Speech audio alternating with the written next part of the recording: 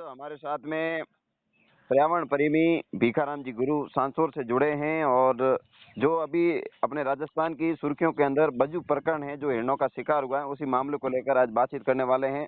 और लगातार अभी जिस तरीके से जो देखा जाए तो पूरे राजस्थान के अंदर पर्यावरण बचाओ आंदोलन चल रहा है, उसी बातचीत को लेकर आज हमारे खास बातचीत के लिए भीखाराम जी, राम राम साहब। राम राम साहब। भीखाराम जी, अभी जिस तरीके से जो पर्यावरण के साथ जिस तरीके से खिलवाड़ हो रहा है, इसको लेकर आप क्या कहना चाहोगे? बहुत बड़ा एक संकट का विषय है जिस तरीके से अब जो कल की घटना को लेकर हम देखा जाए तो अमूमन एक आम आदमी के लिए जो आज हर तरीके से हम लोग प्रत्येक जगहों पर कब्जा करते हैं, परंतु ये जो मानव पशु हैं, पक्षी है, ये कहाँ जाएंगे? इसी घटना को लेकर जो कल घटना हुई है, जो जिस तरीके से शिकारियों ने अंजाम दिया है, उस घटना को लेकर क्या कहना चाहोगे? बिश्नोई समाज एक ऐसा समाज है जी। जो पर्यावरण के लिए अपनी प्राणों की आहुति लगा देता है। हम्म। उनके प्राण चले जाए तो वो पर्यावरण को बचाएंगे, वन्य जीव को बचाएंगे, हिरण को बचाएंगे, हरे वृक्ष को बचाएंगे। आज से 500 वर्ष पहले केजरली के अंदर जी। अमृता देवी हरे वृक्षों के लिए अपने प्राणों की आहुति दे दी। 363 लोग शहीद हो गए थे। पहले राजाओं का राज था, उसमें उन्होंने किले की कोई दीवारें चिनानी थी और बिश्नोइयों को खेतों में हर एक वृक्ष काटने का आदेश दे दिया। जी।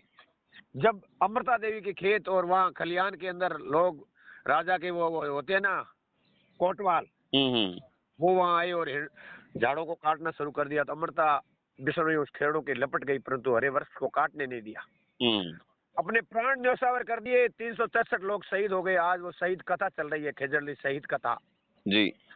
अमरता हो गई, कट गई रूह का साथ। जी। सिर साटे रू करे तो भी सच हो जाना। अगर सिर कटने के बाद भी अगर ये झाड़ हरे वृक्ष रहते हैं तो भी बड़ा पुण्य का काम है। पर्यावरण के लिए वहाँ एक पंजाब से कोई शिकारी आए थे और वहाँ के कोई सिंगड़ सरपंच है, वहाँ के सरपंच साहब ने उनका पीछा किया और वो उनसे डटे नहीं, भिड़ के न उनसे हारे न उनसे डर लगा उनको। उन शिकारियों को दबोचा। वन्य जीव के लिए बिश्नोई समाज आज से नहीं है, 500 वर्ष पहले भी वो समय था। उस समय में जब राठौड़ी राज था, उस समय भी हिरणों और वृक्ष के लिए बिश्नोई समाज मरने के लिए तैयार है। आज भी वही है। एक बीकानेर के अंदर चल रहा है धरना बिश्नोई समाज का। जी। सरकार उस पर संज्ञान नहीं ले रही, हरे वृक्ष कटा रही है, बड़ी बड़ी फैक्ट्री, बड़ी बड़ी कंपनियों को। उसके लिए भी बिश्नोई समाज संघर्ष कर रहा है। सरकार कोई सुनवाई नहीं कर रही है। हमको भी वहाँ जाना है, बीकानेर। कुछ समय बाद हम भी बीकानेर पहुँचेंगे। भीखाराम जी, सबसे बड़ा सवाल ये है कि केवल बिश्नोई क्यों पर्यावरण के लिए कर रहा है आज के टाइम? जाति को करना चाहिए। बिश्नोई क्या हर जाति करती है। बिश्नोई अकेली जाति का 37 कौम का काम है। हरे वृक्ष का पर्यावरण बचेगा तो ही अपन बच सकते हैं। पर्यावरण के बिना कुछ नहीं है। पर्यावरण के बिना बरसात नहीं होगी, पर्यावरण के बिना ऑक्सीजन गैस ऑक्सीजन नहीं मिलेगी। जीवन जीना है तो पर्यावरण को बचाना है। मानव प्राणी का धर्म है पर्यावरण को बचाना। बिश्नोई जाति एक ऐसी जाति है जी, उससे पर्यावरण और वन्य जीव को बहुत लगाव है। चाहे औरतें हो चाहे मनुष्य हो, मानव प्राणी का धर्म है।